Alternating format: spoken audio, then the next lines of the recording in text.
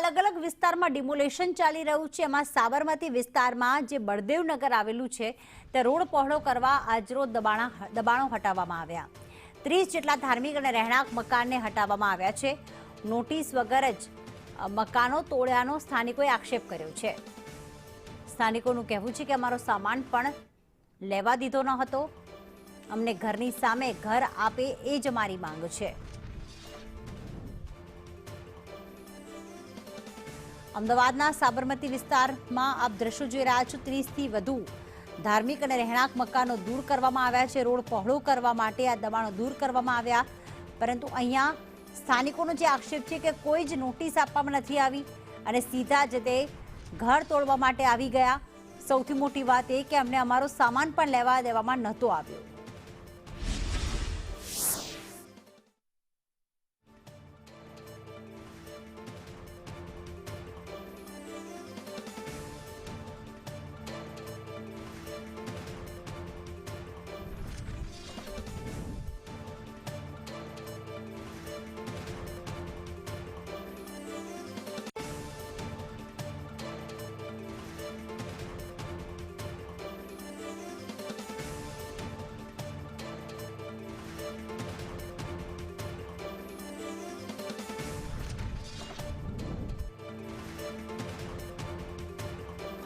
અમદાવાદના સાબરમતી વિસ્તારની અંદર આવેલ બળદેવનગરની અંદર હાલ અમદાવાદ મ્યુનિસિપલ કોર્પોરેશન દ્વારા જે ડિમોલેશન છે તેની કામગીરી કરવામાં આવી છે। 30 જેટલા રહેણાંક અને જે મંદિર જે ધાર્મિક દબાણો હતા તેને દૂર કરવામાં આવ્યા છે અને જોઈ શકાય છે કે જે સ્થાનિકો છે તેમાં પણ અત્યારે હાલ એક પ્રકારનો રોષ જોવા મળી રહ્યો છે। જે રીતે અત્યારે હાલ તેમના મકાનો છે તે તોડી પાડવામાં આવ્યા છે।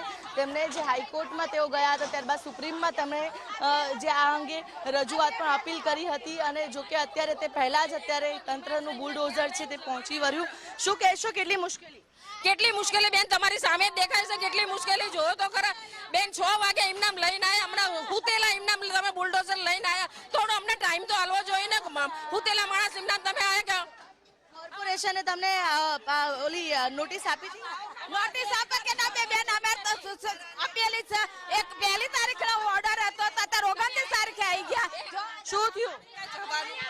અહીંયા મારી સાસુની તબિયત આટલી ખરાબ છે, ઉઠાતું નથી, બેસાતું નથી।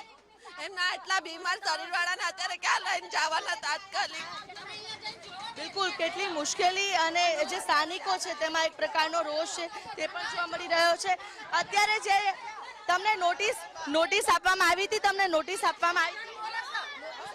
નોટિસ તો કઈ આપી જ નથી, અમને કીધું જ નથી કશું। સવારે વહેલા ઉઠીને આવી જાય છે મારા દાખલા બીમાર। બિલકુલ, તો જે રીતે અત્યારના જે સ્થાનિકો છે કે જે બેઘર થઈ ગયા છે તેમને અત્યારે હાલ ક્યાંક ને ક્યાંક શું થયું અને રજૂઆત કરી હતી, તંત્રએ તમને નોટિસ આપી? ના, નથી આપી નોટિસ, તો આપી નથી। ત્યારે તાત્કાલિક પાડવા આવ્યા છે, તાત્કાલિક પાડવા આવ્યા, કશું નથી કીધું અમને, કહેવા જ નતા, રાત્રે નથી કહેવા આવ્યા, સવારે પાડવા એવું બધું નથી કીધું। શું માંગ છે તમારી? અમાને એમ મકાનની અમે મકાન આલો અત્યારે ચાલો, અમે સામાન રોડ ઉપર સામાન મૂકીને અમારે ક્યાં જવાનું? મારી સાસુનું ઓપરેશન વાળું શરીર છે અત્યારે ઘર આલો તો આના બેનને મે હુડાઈએ કે એ માજીને હુડાય ભાઈ માર બેન મારો પગ જો તમે હે અમે ચાર જાવી અને હાલનાલે મે ચાર મકાન લેવા જાય બેન કેવ જોઈ હે આવું હોય એને લઈને અમે અત્યારે ક્યાં જઈએ? મારી સાસુને ઓપરેશન વાળું થઈ ગયા છે, કઈ મકાન નહીં તો એમને ક્યાં સુવરાવાના? બેન થોડીક રહેમ દિલ રાખો, કઈ કે અમે પેશન્ટ તો હાંચવી શકીએ ને। આ માજીને ક્યાં લઈને અમે જઈએ?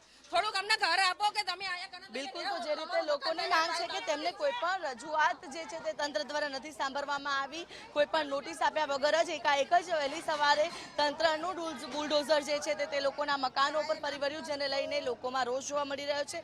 લોકોની માંગ છે કે તેમને ઘરની સામે ઘર આપી દેવામાં આવે, જેથી કરીને આ પ્રકારે તે લોકો બેઘર ન રહે અને આ પ્રકારે રસ્તે રજડવાનો તેમને વારો ન આવે।